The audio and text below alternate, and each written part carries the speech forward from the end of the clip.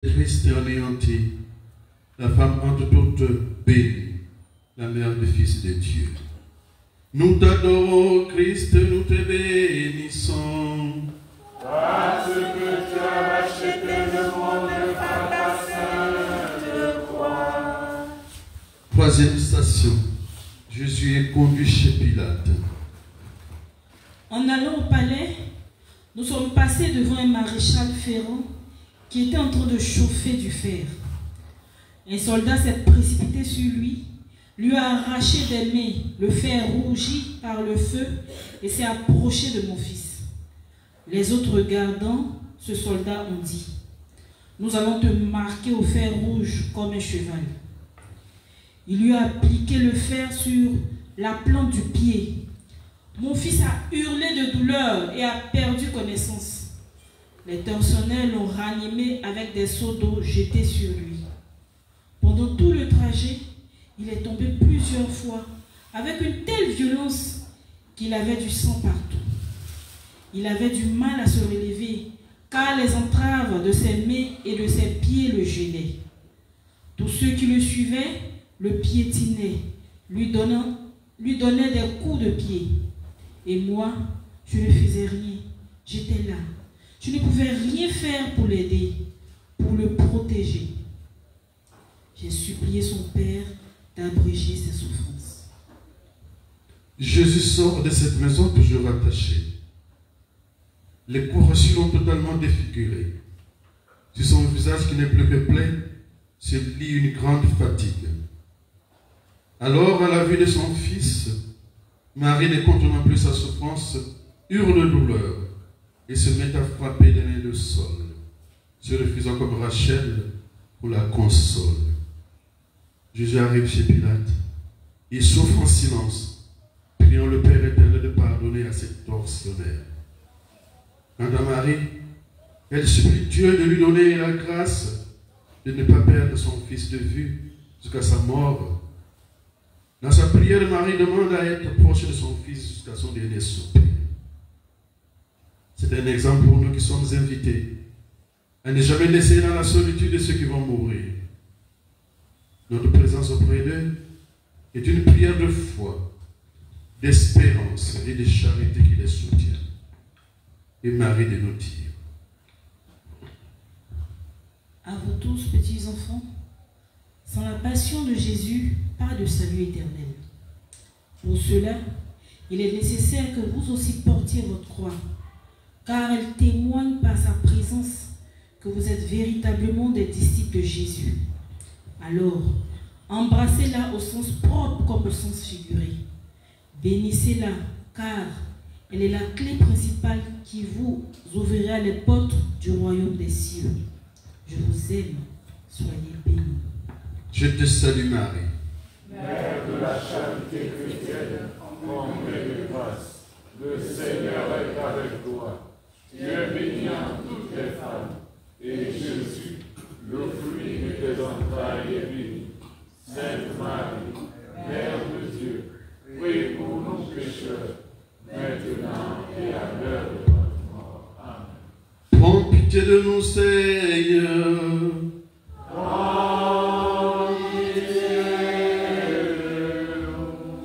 Que par la miséricorde de Dieu, les âmes des fidèles de fin reposent en paix.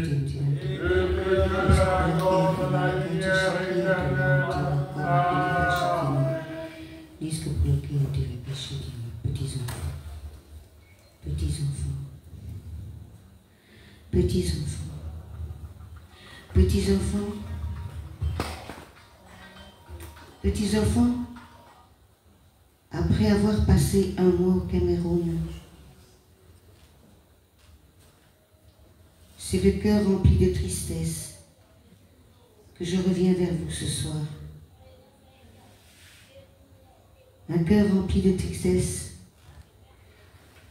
lorsque je vois la désertion de mon oratoire.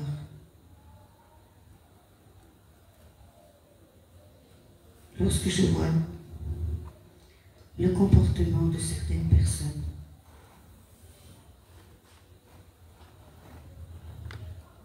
Alors autour de moi, nous ne devons devrait être que bonté, amour et charité, je ne ressens aujourd'hui que perfidie, méchanceté et haine. Ma fille, ma servante, est traînée sans pitié dans la gadoue. Et son époux, mon fils, est également victime de toutes sortes de méchanceté, car vivant à ses côtés. Certains vont encore dire qu'elle est à l'origine de ce message, mais ils se trompent. C'est moi, Marie, mère de la charité chrétienne, en tant que mère en colère, qui parle. Et ceux qui osent émettre l'idée que c'est ma fille qui est à l'origine de ce message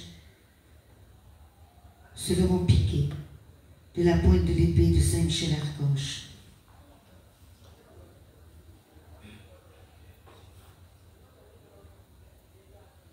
Ma fille, durant 1 mois, a travaillé sans relâche avec les membres de son équipe chez vos frères camerounais.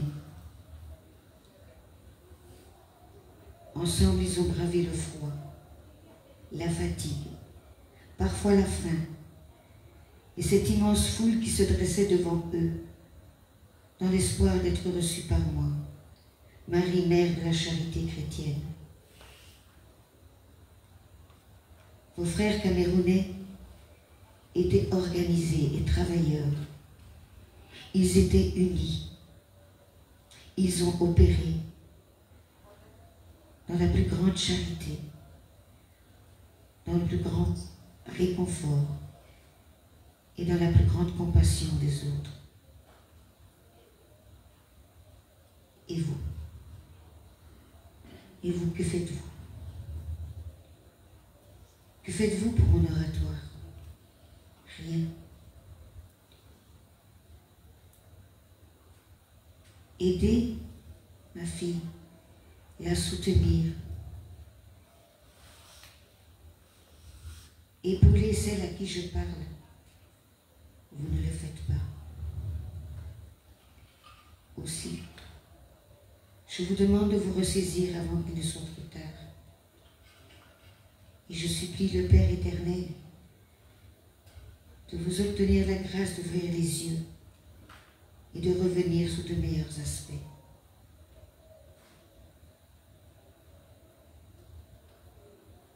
Petits enfants, mon cœur est lourd de tristesse, alors qu'il devrait être en joie d'être de nouveau parmi vous. Changez vos cœurs. Changez votre façon de voir. Laissez la haine, le mensonge, les calomnies, la méchanceté sur le côté. Ne vous laissez pas manipuler par le diable et revenez à Jésus, mon fils, car de plus en plus, certains d'entre vous s'éloignent de son chemin. Ayez pitié de vous-même. Ayez pitié de ceux qui vous entourent.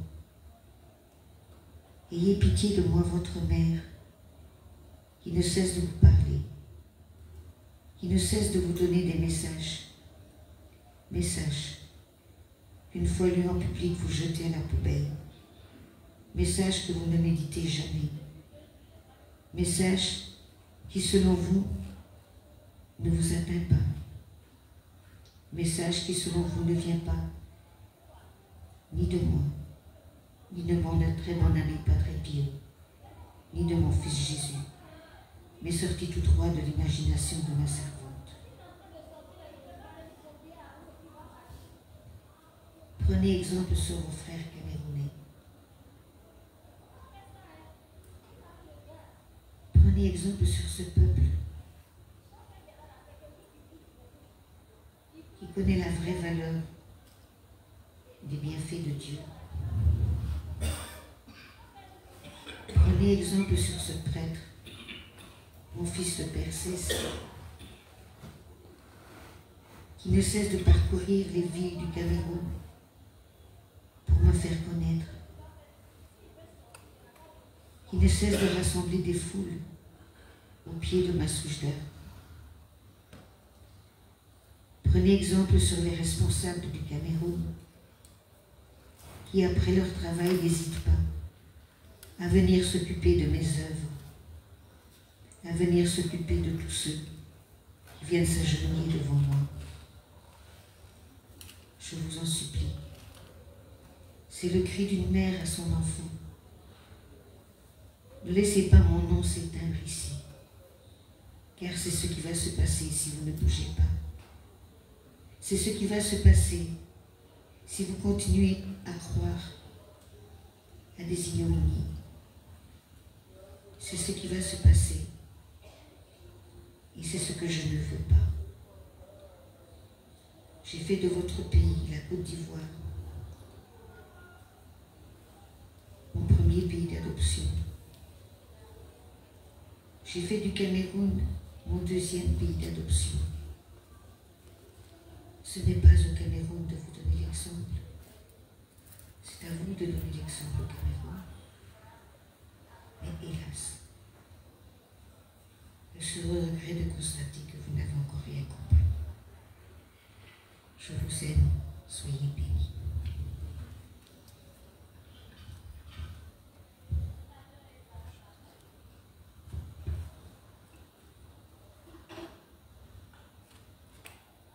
En toi, Seigneur, mon espérance, dans ton appui, je suis perdu. En toi, Seigneur, mon espérance, en ton appui, je suis perdu.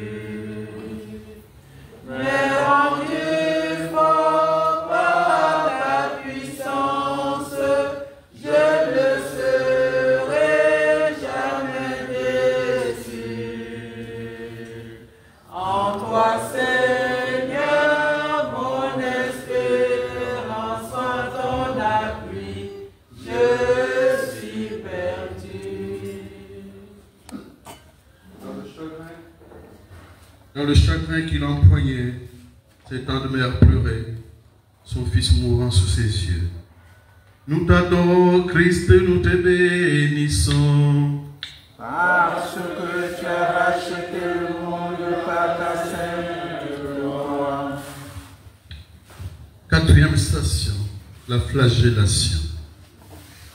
Quand mon fils est sorti de chez Hérode pour être emmené chez Pilate, il lui avait mis la robe blanche, la robe des insensés, la robe des fous. Quand il est arrivé chez Pilate, ce dernier a ordonné qu'on le flagelle pour faire plaisir aux Juifs.